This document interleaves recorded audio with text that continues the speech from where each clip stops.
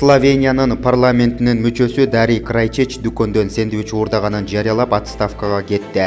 Бул тууралуу чет элдик басылмалар жазып чыкты. Маалыматка ылайык, депутат дүкөндүн коопсуздук системасын текшерип көрүү үчүн уурулукка барган. Депутаттын айтымында ал дүкөндө кезекте турганда эч ким ага көңүл бурбай койгон.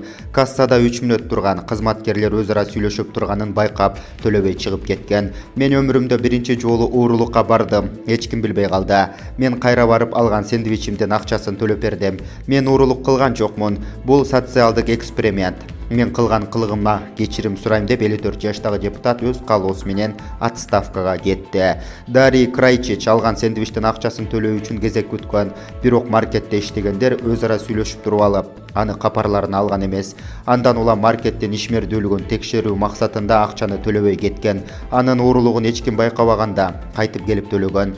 Кесиптештери бул окуяны күлүп кабыл алганы менен жыйынтыгы оор болду. Каршы пикирлер айтылганда гана депутат социалдык байкоо жасаганына өкүнүп жатканын билдирип, элден кечирим сурады.